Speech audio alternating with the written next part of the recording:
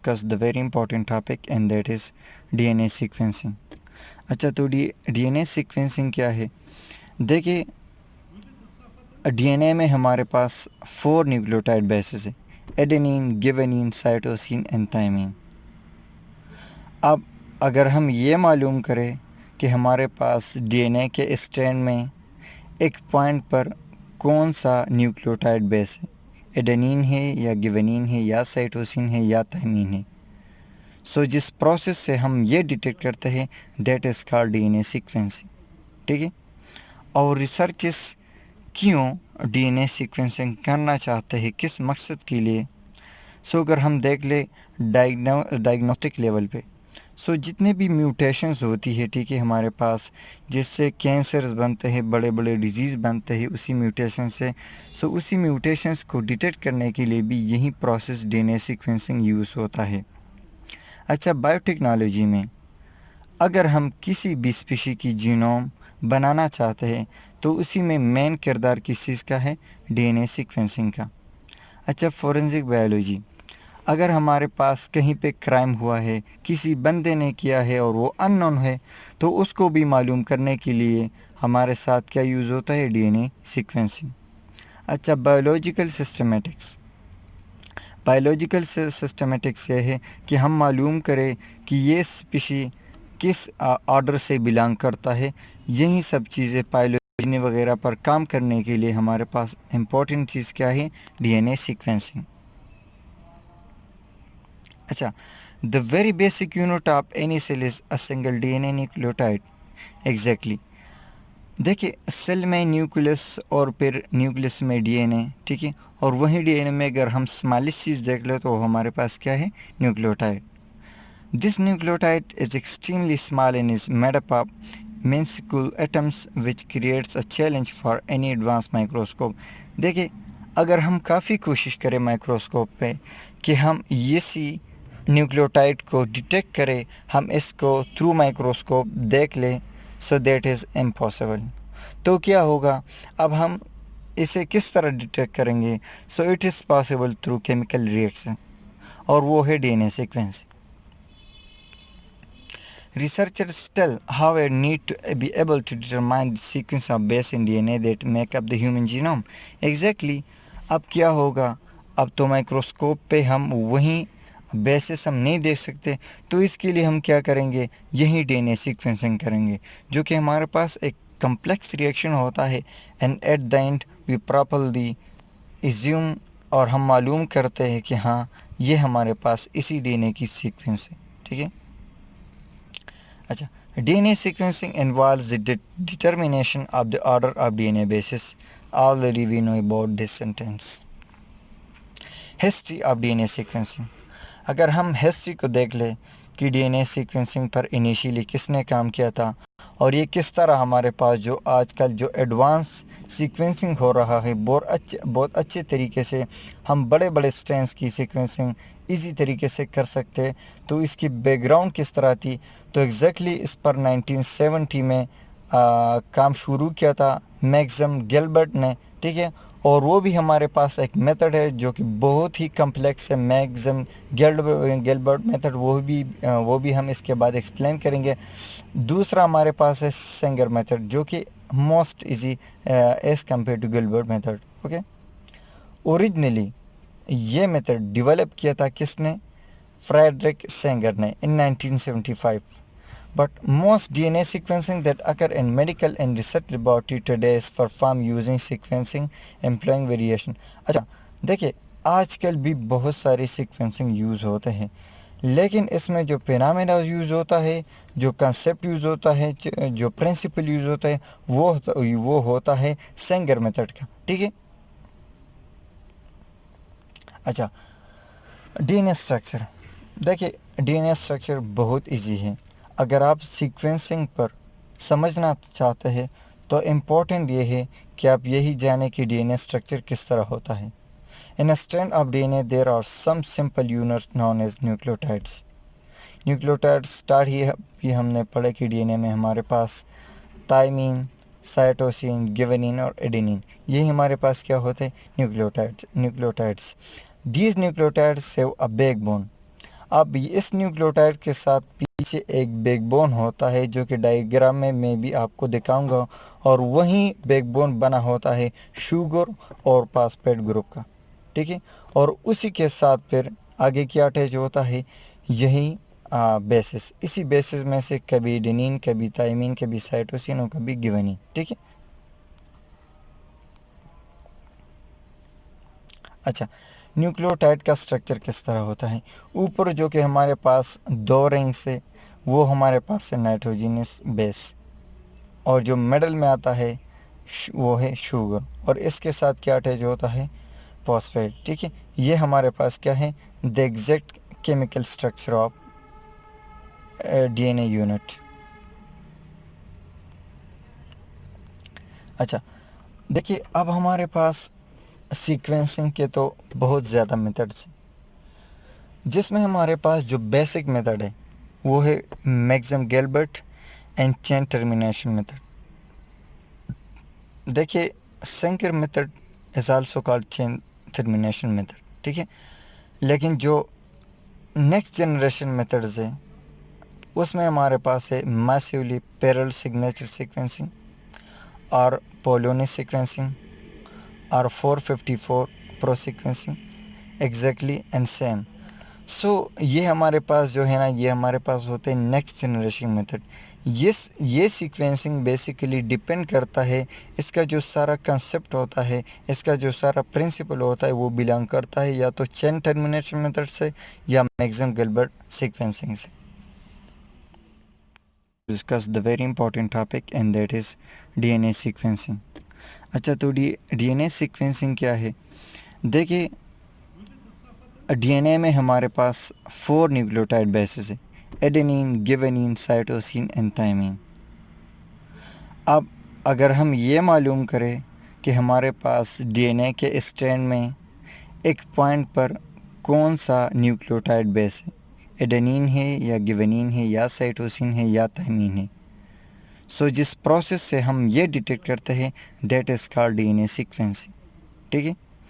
और रिसर्चर्स क्यों DNA sequencing करना चाहते हैं, किस मकसद के लिए।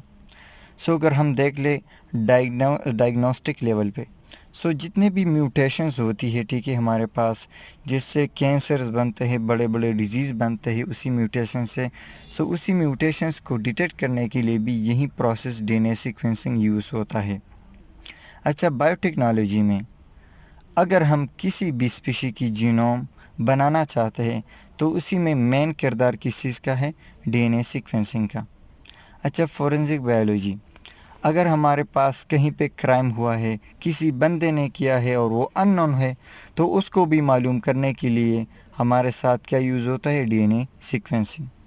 अच्छा, बायोलॉजिकल सिस्टमेटिक्स, बायोलॉजिकल सिस्टमेटिक्स ये है कि हम मालूम करें कि ये स्पीशी किस ऑर्डर से बिलोंग करता है। यही सब चीज़ें पाइलोजिनी वगैरह पर काम करने के लिए हमारे पास इम्पोर्टेंट चीज़ क्या है, डीएनए सीक्वेंसिंग। अच्छा, the very basic unit of any cell is a single DNA nucleotide. Exactly, देखिए सेल में न्यूक्लियस और फिर न्यूक्लियस में डीएनए, ठीक है, और वही डीएनए में अगर हम स्मॉलेस्ट चीज़ देख ले तो हमारे पास क्या है, nucleotide. This nucleotide is extremely small and is made up of minuscule atoms which creates a challenge for any advanced microscope। देखिए, अगर हम काफ़ी कोशिश करें माइक्रोस्कोप पे कि हम इसी न्यूक्लियोटाइड को डिटेक्ट करें, हम इसको थ्रू माइक्रोस्कोप देख लें, सो दैट इज़ इम्पॉसिबल। तो क्या होगा, अब हम इसे किस तरह डिटेक्ट करेंगे, so it is possible through chemical reaction, और वो है DNA sequence. Researchers tell, however, need to be able to determine the sequence of base in DNA that make up the human genome. Exactly, अब क्या होगा, अब तो microscope पे हम वहीं बेसिस हम नहीं देख सकते, तो इसके लिए हम क्या करेंगे, यही डीएनए सीक्वेंसिंग करेंगे, जो कि हमारे पास एक कम्प्लेक्स रिएक्शन होता है, and at the end we properly assume, और हम मालूम करते हैं कि हाँ ये हमारे पास इसी डीएनए की सीक्वेंस है, ठीक है। अच्छा, DNA sequencing involves the determination of the order of DNA bases. Already we know about this sentence. History of DNA sequencing. अगर हम हिस्ट्री को देख लें कि डीएनए सीक्वेंसिंग पर इनिशियली किसने काम किया था और ये किस तरह हमारे पास जो आजकल जो एडवांस सीक्वेंसिंग हो रहा है बहुत अच्छे तरीके से हम बड़े बड़े स्ट्रेंस की सीक्वेंसिंग इजी तरीके से कर सकते हैं। तो इसकी बैकग्राउंड किस तरह थी, तो एग्जैक्टली इस पर 1970 में काम शुरू किया था मैक्सम गिलबर्ट ने, ठीक है। और वो भी हमारे पास एक मेथड है जो कि बहुत ही कम्प्लेक्स है, मैक्सम गिलबर्ट मेथड, वो भी हम इसके बाद एक्सप्लेन करेंगे। दूसरा हमारे पास है सेंगर मेथड जो कि most easy as compare to Gilbert method. Okay, originally ये मेथड डेवलप किया था किसने, फ्रेडरिक सेंगर ने इन 1975। But most DNA sequencing that occur in medical and research laboratory today is performed using sequencing employing variation। अच्छा देखिए, आजकल भी बहुत सारी सीक्वेंसिंग यूज़ होते हैं, लेकिन इसमें जो फिनोमेना यूज़ होता है, जो कंसेप्ट यूज़ होता है, जो प्रिंसिपल यूज़ होता है, वो होता है सेंगर मेथड का, ठीक है। अच्छा, डीएनए स्ट्रक्चर देखिए, डीएनए स्ट्रक्चर बहुत इजी है। अगर आप सीक्वेंसिंग पर समझना चाहते हैं तो इम्पोर्टेंट ये है कि आप यही जानें कि डीएनए स्ट्रक्चर किस तरह होता है। In a strand of DNA there are some simple units known as nucleotides. Nucleotides start ही हमने पढ़े कि डीएनए में हमारे पास थायमीन, साइटोसिन, गिबरेलिन और एडेनिन, यही हमारे पास क्या होते हैं, nucleotides. These nucleotides have a backbone. अब इस न्यूक्लियोटाइड के साथ पीछे एक बैकबोन होता है जो कि डायग्राम में मैं भी आपको दिखाऊंगा, और वही बैकबोन बना होता है शुगर और फास्फेट ग्रुप का, ठीक है। और उसी के साथ फिर आगे क्या अटैच होता है, यही बेसिस। इसी बेसिस में से कभी एडेनिन, कभी थायमीन, कभी साइटोसिन और कभी गिबरेलिन, ठीक है।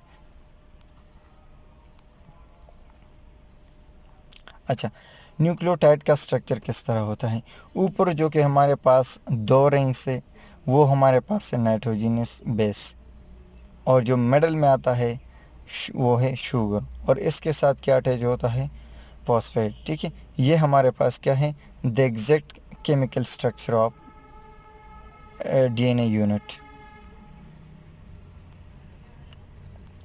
अच्छा देखिए, अब हमारे पास सीक्वेंसिंग के तो बहुत ज़्यादा मेथड्स हैं, जिसमें हमारे पास जो बेसिक मेथड है वो है Maxam Gilbert and chain termination method. देखिए, Sanger method is also called chain termination method, ठीक है। लेकिन जो नेक्स्ट जनरेशन मेथड्स है उसमें हमारे पास है मैसिवली पैरेलल सिग्नेचर सीक्वेंसिंग और पोलोनी सीक्वेंसिंग और 454 pro sequencing, exactly and same. ये हमारे पास जो है ना, ये हमारे पास होते हैं नेक्स्ट जनरेशन मेथड। ये सीक्वेंसिंग बेसिकली डिपेंड करता है, इसका जो सारा कंसेप्ट होता है, इसका जो सारा प्रिंसिपल होता है वो बिलोंग करता है या तो चेन टर्मिनेशन मेथड से या मैक्सम गिलबर्ट सीक्वेंसिंग से। ने सीक्वेंसिंग का एक टाइप है, ठीक है। It is also called chain termination method. अच्छा, it is a method to find out the nucleotide of sequence of unknown strand. Same function है देखिए डीएनए सीक्वेंसिंग, चाहे वो हम मैक्सम गिलबर्ट की बात कर लें या हम सेंगर मेथड की बात कर लें, दोनों का फंक्शन ये है कि अननोन डीएनए स्ट्रैंड को मालूम करेगा कि इसमें हमारे पास कौन कौन से न्यूक्लियोटाइड बेसिस मौजूद हैं। अच्छा, ये राउंड अबाउट क्या है कि 500 न्यूक्लियोटाइड्स को ये रीड कर सकता है। अभी जो इसमें जो अपग्रेड फॉर्म है डीएनए सीक्वेंसेस का, तो उसी का बेसिक फंक्शन ये है। इसका प्रिंसिपल क्या है, वही बात है, इन विट्रो टेक्निक है, लेकिन इसमें सिर्फ डीएनटीपी की जगह डाईडीऑक्सी न्यूक्लियोटाइड्स यूज़ होते हैं, यानी कि इसमें डीडीएनटीपी यूज़ होता है जो कि स्पेसिफिक साइट पर टर्मिनेट करके हमें एड में जिल इलेक्ट्रोपोरेसिस के थ्रू जब हम इसको रन करते हैं तो उसी वक्त हमें पता चलता है कि हाँ कहीं पे टर्मिनेशन हुआ था, और जो हमारे पास मुख्तलिफ़ साइज़ के जो हमारे पास स्ट्रैंड्स बनते हैं वो हमें बताता है कि हाँ ये एडेनिन है, ये गिबरेलिन है, ये साइटोसिन है और ये थायमीन है, ठीक है। अच्छा, रिक्वायरमेंट्स इसके लिए है, एक तो हमारे पास सिंगल स्टैंडर्ड टेम्पलेट जो कि एसेंशियल है, primer DNA polymerase, di deoxy nucleotide, ठीक है, और एक हमारे पास होता है एवरी न्यूक्लियोटाइड है स्पेसिफिक। अच्छा, ये बात याद रहे कि every nucleotide has its specific D D N T P. जी देखिए, एडिनिन के लिए D D A T P, guanine के लिए D D G T P, ठीक है, हर एक न्यूक्लियोटाइड के लिए specific D D N T P होगा, ठीक है। प्रोसीजर क्या है इसको आप देख ले, बहुत एसेंशियल है। The DNA template is treated with heat. अच्छा, फर्स्ट ऑफ ऑल हम डीएनए टेम्पलेट को सिंगल स्टैंडर्ड में कन्वर्ट करने के लिए उसी डीएनए को हम क्या प्रोवाइड करेंगे, हीट। अब हमारे पास क्या बनेगा, स्ट्रैंड बनेगा। इसके बाद हमारे पास क्या होगा, एक प्राइमर होगा जो कि रेडियो एक्टिव लेबल होगा, ठीक है, और वहीं रेडियो एक्टिव लेबल प्राइमर उसी को हम ऐड करेंगे उसी डीएनए टेम्पलेट के साथ। सो क्या होगा, अब हम 4 ट्यूब्स लेंगे, उसी 4 ट्यूब्स में हम equal amount of DNA add करेंगे और इसके साथ साथ प्राइमर भी ऐड करेंगे उसी 4 ट्यूब्स में। फिर इसके बाद हम ऐड करेंगे D D N T Ps, लेकिन याद रखें सिंगल ट्यूब में एक ही टाइप का D D N T P होगा, या तो D D A T P या D D G T P या D D T T P, मतलब इन चारों में से एक ही D D N T P एक ही ट्यूब में होगा, ठीक है। इसके बाद हम क्या करेंगे, एक्सटेंशन करेंगे, ठीक है, और फिर जो हमारे पास फ्रेगमेंट्स बनते हैं उसी फ्रेगमेंट्स को हम सेपरेट करेंगे on the basis of gel electrophoresis. और एंड में डायग्रामेटिकली मैं आपको प्रूफ ही दिखाऊंगा कि किस तरह हमारे पास वो बैंड्स नज़र आएंगे। स्टेप्स यही है कि डीनेचरेशन, फिर प्राइमर अटैचमेंट, फिर एक्सटेंशन करना है। अब इसलिए टर्मिनेशन होगा स्पेसिफिक साइड पर, एंड में हम क्या करेंगे, जेल इलेक्ट्रोफोरेसिस। देखिए, हमने डीएनए डीनेचर किया, फिर उसके कापीज़ बना लिए, उसी कापीज़ के साथ हमने प्राइमर अटैच किया, फिर हमने उसको ट्यूब्स में डाल दिया, ठीक है, उसी ट्यूब्स में हमने पॉलीमरेज भी ऐड किया है, पॉलीमरेज सोल्यूशन। अब क्या होगा, इसके बाद हम टर्मिनेशन करेंगे, ठीक है, एक्सटेंशन होगा तो टर्मिनेशन ऑब्वियसली होगा। फिर हम उसी चेन्स को डीनेचर करके इसको जेल इलेक्ट्रोफोरेसिस में रन करेंगे। ये है डायग्रामेटिकल पिक्चर, ठीक है, ये देख ले, ये हमारे पास हो गया D D A T P वाला ट्यूब, ये हो गया D D T T P वाला ट्यूब, ये हो गया D D C T P वाला ट्यूब, ये हो गया D D G T P वाला ट्यूब। और कलर्स क्यों डिफरेंट है, क्योंकि जो हमने प्राइमर ऐड किया था उसके साथ जो कलर कंटेनिंग कंपाउंड था उसी की वजह से हर प्राइमर का क्या कलर डिफरेंट है, ठीक है। ये देख लें, फॉर एग्ज़ाम्पल ये हमारे पास क्या है, स्ट्रैंड। अब इनिशियली हमारे पास क्या है, एडेनिन, एडेनिन के साथ क्या बाइंड होगा, थायमीन। जो इस ट्यूब में हमारे पास exactly D D T T P था, तो वहीं D D T T P जाके एडेनिन के साथ बाइंड हो गया, ठीक है। अच्छा, फिर यहाँ पर एडेनिन इसी ट्यूब में सिर्फ हमारे पास क्या है, D D A T P, ठीक है, और इसमें हमारे पास है G G D D G T P, ठीक है, और एंड में हमारे पास क्या है, D D C T P. तो देख ले, एक्सटेंशन तो होती है लेकिन हर एक ट्यूब में सिर्फ एक किस्म का, अगर फॉर एग्ज़ाम्पल एक ट्यूब है, सो उसी ट्यूब में अगर एडेनिन है तो एडेनिन होगा D D A T P.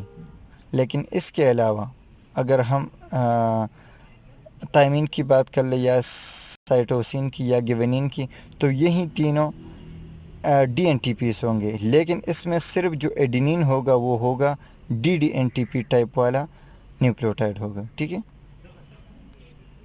So it's all about the DNA sequencing, ठीक है। कोई क्वेश्चन हो तो आप कमेंट में पूछ सकते हैं, okay. Thank you for watching my video, don't forget to like and subscribe.